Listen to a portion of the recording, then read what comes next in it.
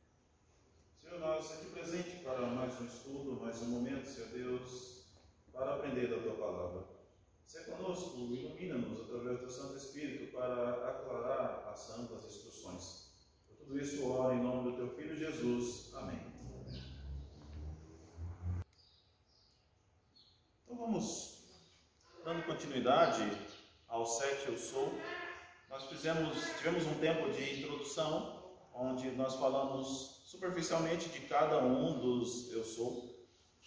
E o primeiro, Eu Sou o Pão da Vida, que nós falamos já no estudo passado. E agora, dando sequência a esse 7 Eu Sou, nós partimos para o segundo Eu Sou de Jesus no Evangelho de João, com Eu sou a luz do mundo. Quando Jesus diz, eu sou a luz do mundo. E vamos entender toda essa situação. Para isso, eu convido os irmãos que abram as suas Bíblias em João, Evangelho de João, capítulo 8. Evangelho de João, capítulo 8, onde os irmãos vão acompanhar a leitura do versículo 12 até o versículo 20. João 8, do versículo 12 até o versículo 20.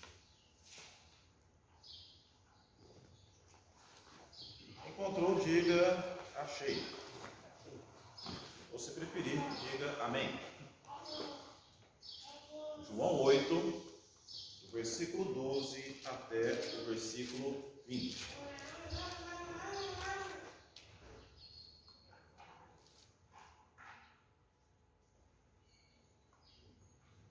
Amém? A palavra de Deus diz assim: de novo lhes falava Jesus, dizendo: eu sou a luz do mundo. Quem me segue não andará nas trevas, pelo contrário, terá a luz da vida. Então lhe objetaram os fariseus: tu dás testemunho de ti mesmo, logo o teu testemunho não é verdadeiro. Respondeu Jesus e disse-lhes: posto que eu testifico de mim mesmo, o meu testemunho é verdadeiro, porque sei de onde vim e para onde vou, mas vós não sabeis de onde venho, nem para onde vou. Vós julgais segundo a carne, e eu a ninguém julgo. Se eu julgo, o meu juízo é verdadeiro, porque não sou eu só, porém eu e aquele que me enviou. Também na vossa lei está escrito que o testemunho de duas pessoas é verdadeiro. Eu testifico de mim mesmo, e o Pai que me enviou também testifica de mim. Então eles lhe perguntaram: onde está o teu Pai? Respondeu Jesus: não me conheceis a mim, nem a meu Pai. Se conhecesseis a mim, também conheceríeis a meu Pai. Proferiu ele estas palavras no lugar do gasofilácio, quando ensinava no templo, e ninguém o prendeu, porque não era ainda chegada a sua hora. Um texto também já conhecido nós, e aí nós vamos entender hoje por que Jesus disse que é a luz do mundo, como ele diz: eu sou a luz do mundo. Vamos entender o contexto de luz, entender o que é essa luz. Então, a luz, a gente sabe que ela é muito importante para a nossa vida. A nossa vida aqui na Terra, muitas coisas dependem dessa luz. Por quê? A energia dessa luz, combinada com o gás carbônico, faz com que as plantas respirem esse gás carbônico e, na combinação dessa energia, realize o processo da fotossíntese. E através dali podem produzir o alimento para nós, porque nós também nos alimentamos de planta. Além disso, de servir para alimentos para alguns animais, esse processo também libera o oxigênio, esse gás que é indispensável para a nossa vida. Então nós vemos, nossa vida, todos os seres vivos, nós vemos que a luz, então, acaba sendo algo imprescindível. E nós só nos damos conta, muitas vezes, da importância da luz, do quanto essa luz é importante, quando nós nos deparamos com a ausência dela. E normalmente é assim, a gente dá importância quando falta. Então, na ausência de luz, nós acabamos dando a importância para ver o quanto ela realmente é imprescindível para a nossa vida. Numa queda de energia, nós vemos a dificuldade que nós temos para nos locomover em alguns ambientes, para poder, aqueles que são acostumados, tomar um banho quente, para poder, a partir daí, assistir a sua TV, carregar o seu celular, utilizar o seu computador, se caso ele estiver descarregado, coisas assim, que a gente já está acostumado com no nosso dia a dia, e por conta dessa situação acabamos entendendo: nossa, mas por quê? A falta de luz, a falta da energia elétrica, que também tem esse fenômeno de liberação de luz. Então, aí a gente acaba fazendo o quê? Utilizando alguma coisa para poder iluminar o ambiente. Uma vela, uma lamparina, um lampião, qualquer coisa que pudesse, até mesmo uma lanterna, para iluminar o nosso caminho, iluminar o ambiente. Então, sempre procuramos algo para essa iluminação, para manter essa luminosidade, por conta de toda a evolução que nós tivemos ao longo dos anos, proporcionando esse benefício para as nossas vidas e, consequentemente, a gente ficando sem isso, temos que encontrar recursos para continuar desta forma. Então, vimos que a luz, com o passar dos anos, passou a ser praticamente indispensável para nós. Próximo. Então, desde os primórdios, ou seja, desde os tempos antigos, o que nós víamos? O ser humano sempre buscando uma maneira de iluminar o ambiente. Então, com a descoberta do fogo, com a descoberta e a utilização do fogo, viram que havia uma possibilidade de iluminar o ambiente, de poder estar ali. Então nós tínhamos os povos sempre utilizando o fogo, fogueiras, utilizando tochas, utilizando outras formas de iluminação com o próprio fogo. Muito obrigado, meu irmão. Deus abençoe. Então, utilizando outras formas de iluminação. Mas, além disso, o fogo era utilizado não só para iluminar, mas também era utilizado para aquecer, também era utilizado no preparo de alimentos. Tudo isso trouxe, através do uso dessa forma de iluminação, também a chance de termos ali uma possibilidade de eliminar a escuridão. Eu lembro bem, uma vez nós estudando na faculdade de física a respeito de alguns mitos da criação do mundo, e tinha um povo que, quando estava dia, eles utilizavam todo o benefício da luz durante o dia, mas quando anoitecia, eles entendiam que o momento da escuridão, ou seja, das trevas, era o momento em que o Deus o castigava por todos aqueles atos ruins que foram cometidos durante o dia. Então muitos deles passavam a noite toda, ou seja, todo o período da escuridão, clamando a esse Deus para que Ele os perdoasse e voltasse, trouxesse novamente a luz. E aí nessa de trazer a luz novamente, eles acreditavam que então Deus tinha perdoado, e pelo perdão que esse Deus tinha concedido, consequentemente eles estavam novamente vivendo na iluminação do dia, ou seja, nesse ambiente mais claro, e toda essa situação já voltava quando chegava a noite novamente. E aí começaram a observar que isso acontecia constantemente. Anos mais tarde nós descobrimos que tudo isso era decorrente da bênção de Deus de fazer com que o nosso planeta se movesse um movimento de rotação, onde parte da face da esfera do planeta fica de frente para o Sol, onde nos dá o dia, e a outra face à noite. Tudo isso nós vemos já em Gênesis capítulo 1, trazendo todo esse contexto para nós, mostrando como Deus fez isso, como Deus nos abençoou dessa forma. Então, próximo slide, por favor. Então, dentro desse contexto, os objetos, quando nós vamos analisar mesmo a respeito da luz, os objetos eles só são visíveis através da luz. Nós só conseguimos enxergar porque um objeto emite a luz própria, ou algo emite a luz própria, ou ele reflete a luz. Só dessa forma nós conseguimos enxergar. Do contrário, nós não enxergamos. Então, ou quando emite luz própria, como nós temos no caso do Sol, ou quando reflete a luz, como no caso da Lua. Então nós vemos no caso desses dois corpos celestes que estão presentes em nossas vidas, que nós conseguimos observar por causa disso. Isso vale também para os objetos. Acho bem interessante porque durante a semana, no trabalho com esse estudo, eu, nas minhas aulas de física, na segunda série do ensino médio, estava ministrando a respeito da luz. Essa foi a semana onde o currículo trouxe o direcionamento para nós ministrarmos os conteúdos a respeito de luz. E eu achando interessante tudo isso e resolvi trazer um pouco desse conceito de luz para os irmãos, para entenderem um pouco também esse conhecimento científico e com isso embasar também por que Deus, porque na pessoa de Jesus falou: eu sou a luz do mundo. Então, essa luz ela se apresenta de várias formas, na forma de ondas, na forma de partícula, e para vocês terem uma ideia, essa luz viaja a aproximadamente 300 mil quilômetros por segundo. 300 mil quilômetros por segundo, ou seja, é muito rápido.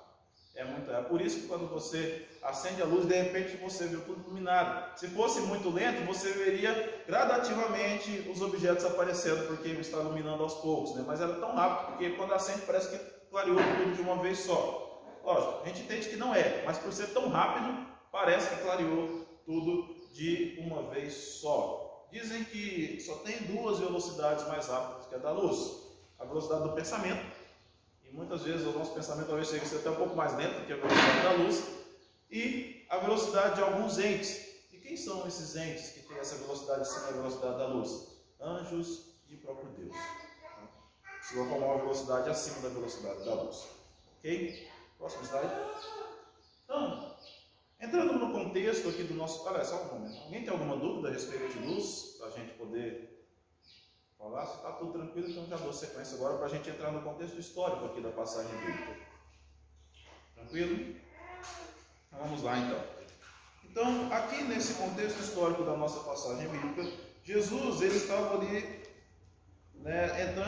chegado em Jerusalém, chegou secretamente em Jerusalém, e no meio de um festival, o tabernáculo, a festa do tabernáculo, também conhecido como Sukkot.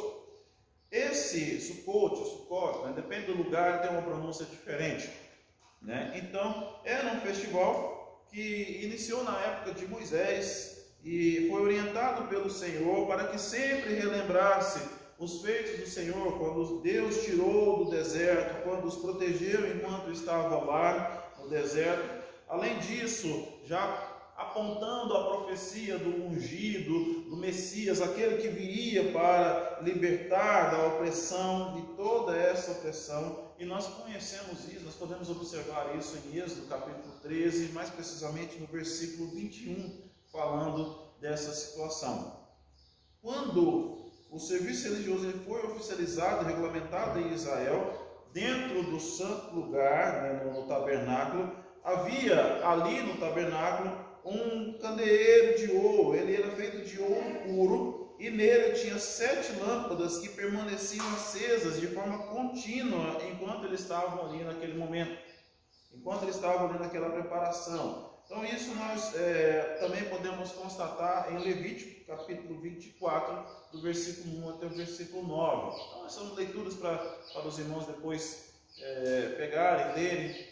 Não vou aprofundar aqui, porque senão dá vontade de falar ainda mais desse contexto e a gente acaba abrangendo o estudo e ficando longo e acaba cansando os irmãos com essas leituras e trazendo esses vários contextos. Mas apenas uma questão de fundamentação. Próximo slide.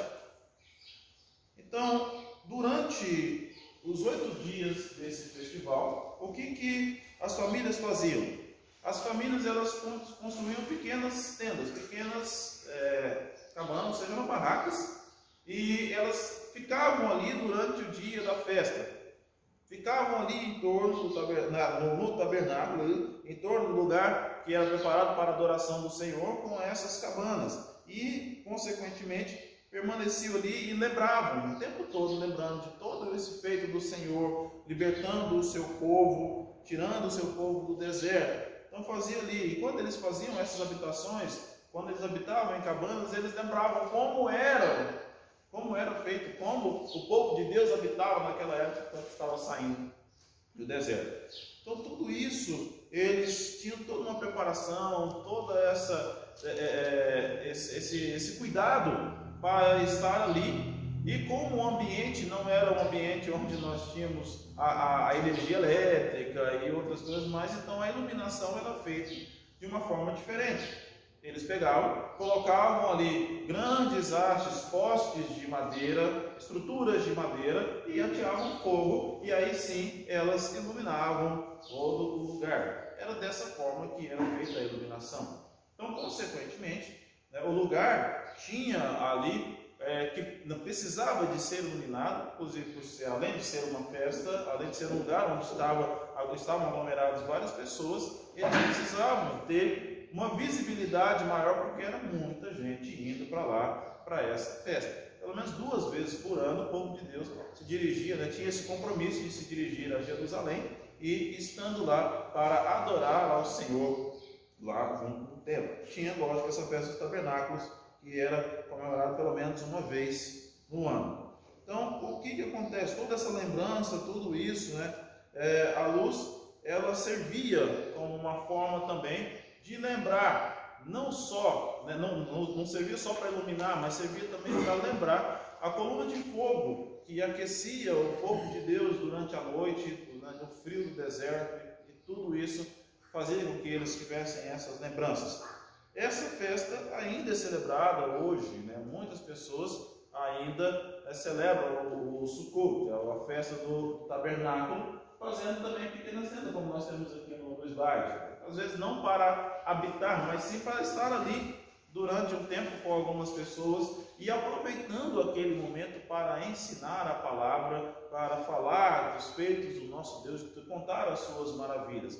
Assim como nós também fazemos durante a Páscoa, fazemos durante o Natal e em outros momentos que fazemos com nossas famílias, com nossos amigos, com os nossos irmãos de igreja. Aproveitamos esses momentos para isso.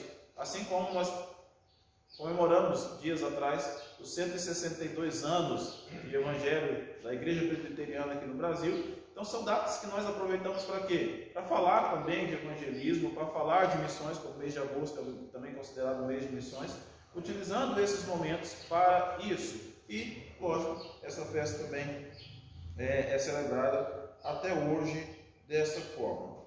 O que acontece é o seguinte: Jesus aqui nessa situação, ele já tinha prometido água viva, ele já tinha falado e, consequentemente, o seu nome já estava assim, já espalhado por toda a localidade, por toda a região, as pessoas falando a respeito desse Jesus, de quem era esse homem. Então toda a ação de Jesus estava sendo ali muito bem olhada, muito bem vigiada, e eles estavam tentando ali coisas, ou seja, incitando a multidão para tentar enraivecê-la, para tentar fazer com que essa multidão tivesse ali uma aversão à pessoa de Jesus. Ou seja, parece que Jesus não estava sendo muito querido ali naquela região por conta dos escribas e dos fariseus que estavam ali tentando contra ele. E isso acabava fazendo com que toda a ação de Jesus fosse observada para eles encontrarem alguma falta, para que chegasse a ele e falasse: ele está falando coisa que não deve. E quando Jesus declara: eu sou a luz do mundo, ao falar que ele é a luz do mundo, consequentemente ele está ali, naquele momento, já enfurecendo os escribas e fariseus, porque perguntaram: quem é você? Como você diz que é a luz? Ninguém fala que você é a luz do mundo, você está falando de você mesmo. Nós poderíamos dizer aqui para alguém, né, você está louco, isso é coisa da sua cabeça, você está inventando isso, né? E procurar até internar essa pessoa que diz que é tal coisa, né? Como nós temos muitos aqui no nosso país dizendo que são Jesus Cristo, que é reencarnação de não sei quem e tudo mais. A gente olha para essas pessoas e a gente não consegue ver evidências de que realmente é. Elas não nos trazem evidências de que é, porque a gente sabe que não é mesmo. Mas quando nós vamos observar Jesus, e nos estudos que já foram ministrados aqui sobre o 7 eu sou, os milagres que Jesus fez, eu digo: olha, como que ainda não criam que era realmente o Filho de Deus, o próprio Deus? Como não criam nisso? Então, o próximo slide, por favor. O interessante é que eles se fundamentavam em coisas que não faziam sentido. Por exemplo, por ser da Galileia. Não, você é da Galileia, não saiu nenhum profeta da Galileia. Não veio nenhum profeta, tipo, você não tem condições de ter profeta da Galileia. É a mesma coisa se nós, de repente, aqui em Mineiros, como nós estamos vivendo uma atmosfera muito esportiva, né, com o final das Olimpíadas e outras situações, você está numa ilustração relacionada ao esporte. Vamos supor que de repente saísse daqui de Mineiros um grande jogador de futebol, alguém que se destacasse aqui e de repente fosse jogar em algumas localidades e o pessoal: nossa, mas o cara joga muito bem, essa pessoa joga muito bem, sendo homem ou sendo mulher, de repente uma jogadora, mas joga muito bem. Tudo bem, chega em um determinado lugar e fala: olha, tem um cara aí, ou tem uma mulher aí que joga muito bem, está jogando futebol aí que é digno de seleção. Aí a pessoa fala: de onde que é? De Mineiros. Não, Mineiros nunca teve um jogador que fosse bom. Se fundamentando nessas coisas. Mineiro já teve, viu, gente? Jogadores bons, né, para várias modalidades. Mas, citando como exemplo, nós vamos observar o quê? Que eles olhavam para essa para essa circunstância, para essa situação, ele fala, não veio profeta, ninguém veio. Deus não abençoou aquela região para que tivesse esse tipo de pessoa. E aí aconteceu tudo isso. Naquela noite, os sacerdotes eles colocaram essas pilhas de madeira, como eu falei para vocês, para iluminar, e outros materiais combustíveis, então os candelabros, mas tudo ali localizado no pátio, chamado Pátio das Mulheres, no lugar dos tesouros, para que ficasse tudo iluminado, para que ali a região ficasse toda iluminada. A importância desse contexto, dessa passagem, é para deixar claro, somente no versículo 20, aqui onde nós vemos, que quando Jesus apareceu em meio a essas multidões e celebraram, todos eles, aliás, todos não, muitos daqueles se escarneceram dele, desprezaram ele naquele dia. Os principais sacerdotes e fariseus, eles tinham ali praticamente encenado uma série de eventos para tentar acusar Jesus, para tentar mostrar que Jesus não estava falando, ou que Jesus estava falando não era uma coisa para se crer. Estavam tentando vários motivos para poder prender Jesus, para poder fazer com que ele ali naquela região não causasse tudo aquilo. Mas o interessante, se nós olharmos tanto aqui no capítulo 8, se nós voltarmos para o capítulo 7, quando nós vemos aqui, no próprio capítulo 8 mesmo, capítulo 7, final do capítulo 7, versículo 45 a 53, onde foram colocados guardas para prender Jesus. Só que esses guardas que foram colocados para prender Jesus fizeram o quê? Voltaram. Por quê que eles voltaram? Não tem como prender. Nós não vimos ninguém falando tais coisas tão maravilhosas. Como é que a gente vai prender um homem desse? Com todas essas coisas lindas que ele fala, com toda essa maravilha, com toda essa sabedoria. Jesus estava ensinando. O episódio da mulher adúltera, que levaram essa mulher adúltera a ele, falando para ele, olha, a lei é, se ela cometeu adultério, a gente tem que apedrejar. Bora jogar pedra nessa mulher então. Jesus simplesmente ali, lógico que eles falaram, Jesus estava ali ensinando, estava escrevendo no chão. Naquela situação, ou seja, tentando fazer com que Jesus fosse provado, e de repente, se ele cometesse alguma falta, eles prenderem Jesus. Jesus, com sua sabedoria, simplesmente disse, aquele que não tem pecado, que seja o primeiro a tirar a pedra. Aquele que não tem pecado, que seja o primeiro a tirar a pedra. Não tinha conversa, todo mundo tinha pecado, querendo acusar alguém por conta do adultério, mas esquecendo de si mesmo. Esquecendo de si mesmo. Observando o cisco no olho do outro, mas esquecendo de tirar a trave do seu. O que nós observamos aqui nessa situação? Jesus, ele precisava de uma habilidade, de uma sabedoria tamanha para lidar com todos esses conflitos, assim como nós temos também que ter a sabedoria. Jesus poderia naquele momento ali, quando foi instigado, se irar, enraivecer, utilizar os seus poderes para poder ali dizimar todo mundo. Ele podia fazer um monte de coisa, mas ele simplesmente não fez. Ele se manteve sereno e simplesmente falou uma frase de sabedoria. Ele poderia ali discutir, ele poderia ali querer falar de toda a lei para aqueles homens. Ele também teria poder para deixar que apedrejasse a mulher, ela morresse e ele ressuscitasse ela. Jesus podia fazer um monte de coisa. Mas o que ele fez? Ele fez com que as pessoas pensassem nos seus atos. Ele iluminou com sua sabedoria cada pessoa ali, que foram acusadas da própria consciência. O que eu fiz? Olha o que eu estou fazendo. E quando a mulher se voltou para ele, ele respondeu, ninguém te acusou. Também não vou fazer isso. Simplesmente vá e não peques mais. Ali ele mostrava quem ele era. E isso, cada vez mais, testificava que ele era enviado de Deus. E o interessante é que, por conta de toda essa situação, por todo esse legalismo que estava envolvendo aquela região, por tudo isso que eles estavam vivendo, ainda tentavam jeitos para prender Jesus. E ali nós observamos o seguinte: Jesus ensinava. Onde ele estava ensinando. E as pessoas iam conhecendo cada vez mais. E reconhecendo quem era ele.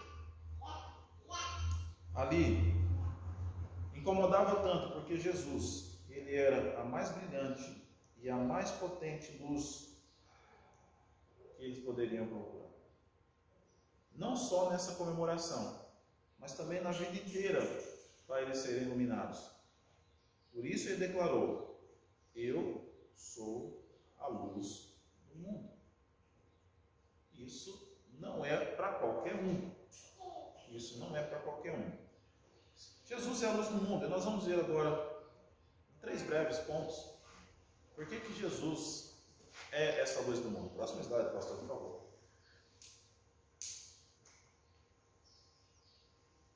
Jesus é a luz do mundo porque Jesus é a luz que orienta. Jesus é a luz que orienta. Quando nós vamos observar a palavra de Deus, nós temos na palavra de Deus, como nós falamos mesmo, a palavra de Deus, Deus falando conosco. Então a palavra ou a lei de Deus também é chamada de luz que orienta o caminho dos obedientes. Alguém abra, por favor, em Salmo 119, versículo 105 e leia, por favor, em voz bem audível para a captação aqui. Salmo 119, versículo 105, versículo muito conhecido. Lâmpada para os meus pés é a tua palavra, luz para os meus caminhos. Ou seja, a luz não só acaba com a escuridão, mas como também ela acalenta, ela acalma, ela aconchega. Então, uma pequena iluminação no abajur, ela é suficiente para espantar, por exemplo, o medo de uma criança quando ela tem medo do escuro. Basta uma pequena luz no abajur. Uma iluminação mais branda nos ambientes, um ambiente escuro colocou uma iluminação mais branda, aquele ambiente acaba se tornando um ambiente aconchegante, um ambiente calmo.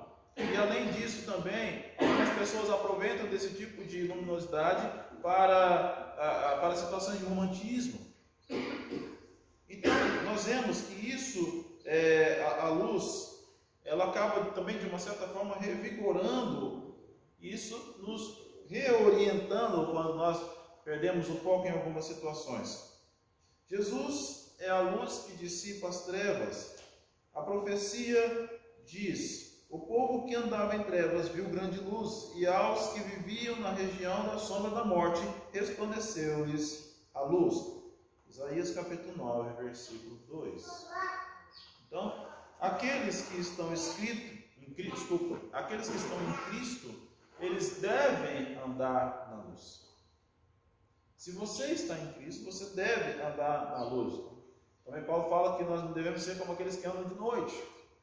Então, nós devemos andar na luz. Se outrora nós éramos das trevas, porém agora nós somos da luz, porque nós conhecemos o Senhor. Então, nós devemos andar na luz, como diz em Efésios 5, versículo 8. Jesus é a luz do mundo. Ele é o único que ilumina o homem. Jesus é o único que ilumina o homem, porque ele é o único capaz de orientar o homem. Ah, mas Fred, quantas pessoas que sabem da palavra de Deus e nos orientam, e nos dizem muitas coisas? Sim, existem várias pessoas que fazem isso, mas elas fazem porque são iluminadas pelo Espírito Santo, ou seja, consequentemente, Jesus iluminando, utilizando a vida daquela pessoa que você considera que te orienta, que te ensina muito bem, como enviado de Deus, como instrumento nas mãos de Deus. Não, Jesus é esse único. Quem segue Jesus não anda nas trevas, porque nós observamos sim, como ele é a luz que orienta, a lâmpada para meus pés e luz para o meu caminho. Por onde eu andar, aonde eu for, Jesus é o meu guia, é quem me orienta, é aquele que me dá todo o direcionamento de como eu devo proceder. Eu não devo proceder com os conhecimentos humanos, eu não devo proceder conforme a ideia de alguém, eu devo proceder conforme a palavra de Deus, porque é a palavra de Deus que me orienta. Qualquer coisa fora da orientação da palavra de Deus não deve ser seguida. Simples assim. Então nós observamos toda essa situação e entendemos que a presença de Deus aqui, testificando ser a luz do mundo, nos diz de toda a orientação que Ele faz em nossas vidas. Como seus servos, nós devemos ser também o sal que saboriza e a luz que ilumina, como nós vemos em Mateus capítulo 5, porque nós, como aqueles que têm Deus habitando em nós através do Espírito Santo, também devemos resplandecer essa luz, refletir essa luz para o mundo. Alguma pergunta? Próximo.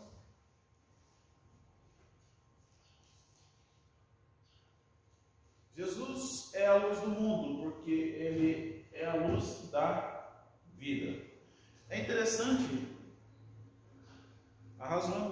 estudando a respeito desse ponto, sempre me vinha à mente o termo que é utilizado quando uma mulher grávida tem um bebê, quando nasce o bebê. É utilizado o termo, ela deu à luz, deu vida. E lógico, nós sabemos que, apesar de ser um mistério, que a própria palavra de Deus coloca para a gente isso, mostra para nós todo esse mistério, até Eclesiastes, o autor de Eclesiastes, tentando entender todos esses mistérios da vida, falou, nossa, mas como desenvolve um bebê na barriga da mulher e pode chegar a esse momento onde gera essa vida? Quanto mistério há nisso? Então, hoje nós utilizamos o termo, dar à luz, quando nasce a criança. E aí nós vemos que na luz da presença de Deus, o seu povo tem graça e paz. Números capítulo 6, versículo 24 a 26. Alguém lê, por favor. Números capítulo 6, versículos 24 a 26. O Senhor te abençoe e te guarde. O Senhor faça resplandecer o rosto sobre ti e tenha misericórdia de ti. O Senhor sobre ti levante o rosto e te dê a paz. Então nós vemos aí, quando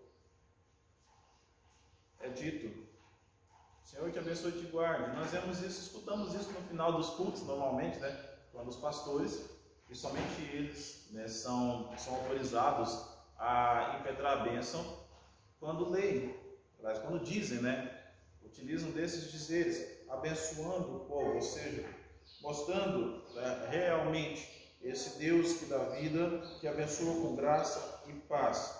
Então, a palavra luz é tão importante que ela traz a sensação sempre de algo bom. Algumas pessoas vão saudar os outros e vão se despedir e falar assim, olha, muita luz na sua vida, que você seja iluminado. É muito difícil você ver a palavra luz sendo associada a algo ruim. Só quando acende no painel do carro, acendeu a luz, ainda mais se for a luz vermelha, a gente já sabe que o negócio está complicado ali no painel do carro. Eu acho que é um dos únicos momentos que nós vemos que a luz não é algo bom. Mas nós vemos tudo isso associado a algo bom. Então, toda vez que nós mencionamos, até mesmo quando dá à luz o fato de gerar uma vida vir a este mundo, sempre associado a algo bom. Então, nós, de uma forma ou de outra, associamos a luz a algo que está relacionado à vida. Um ambiente bem iluminado, ele traz segurança. Um ambiente bem iluminado, ele traz conforto. Um ambiente bem iluminado, ele faz com que haja ali um aumento de tráfego e também de produtividade. É um ambiente iluminado que faz isso. Por isso que muitas vezes as salas de aula, elas possuem várias lâmpadas. Por isso que a igreja tem bastante lâmpada. Porque é um ambiente que traz essa segurança, que faz com que as pessoas tenham maior produtividade ali. Então, a luz de Cristo, ela irradia, ela traz vida, ela é vida. Alguém leia, por favor, Salmo 36, versículo 9. Salmo 36, versículo 9.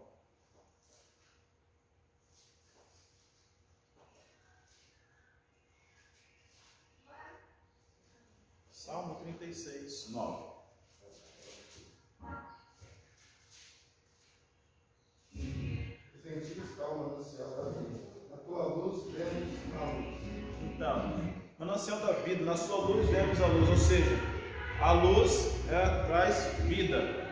Agora o vizinho ficou empolgado agora, resolveu nos agraciar com o som.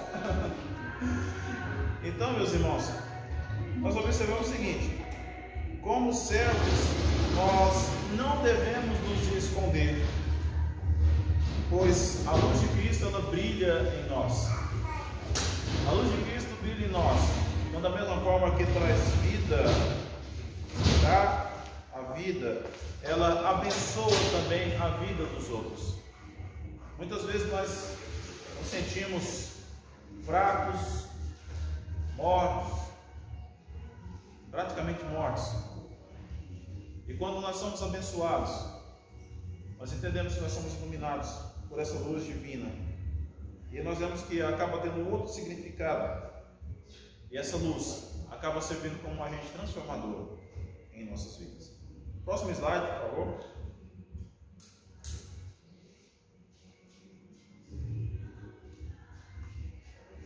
Então, Jesus é a luz que orienta, é a luz que dá vida e, obviamente, é a luz do mundo. Gênesis capítulo 1, versículos 3 e 4. Gênesis capítulo 1, versículos 3 e 4. Nós vamos observar o seguinte na palavra de Deus. Disse Deus: haja luz, e houve luz. E viu Deus que a luz era boa, e fez separação entre a luz e as trevas. Então, o fato de Jesus ser a luz do mundo, Deus é a luz do seu povo. Também vemos isso em Salmo 27, versículo 1. Deus é a luz do seu povo. A figura da luz aparece na Bíblia muitas vezes em diferentes contextos. Em diferentes situações aparece a figura da luz. Algumas dessas vezes há uma importância simbólica muito grande relacionada à luz. Quando o povo de Israel peregrinava pelo deserto, havia, como eu já disse antes, uma coluna de fogo que iluminava e guiava os israelitas. Êxodo capítulo 13. A luz é um designativo para Deus, frequente nesses textos bíblicos. Ezequiel, Provérbios, Salmos, Abacuque, o próprio livro de João, tudo fala de Deus como a luz do mundo. Todos esses símbolos, eles apontavam para Cristo. Todos. A luz das lâmpadas do candeeiro, como eu disse para vocês, que estavam no tabernáculo, o candeeiro de ouro, bem como a coluna de fogo, sempre estava ali, falando de Deus, falando de Jesus como a luz do mundo. Jesus é essa verdadeira luz que ilumina as nações, conforme foi anunciado pelo profeta. Nós podemos ver também em Lucas capítulo 2, versículo 32. Então, essa declaração, quando Jesus fala, eu sou a luz do mundo, ela está completamente fundamentada nas Escrituras. Próximo slide. Para encerrar, meus irmãos, nós reconhecemos que Jesus,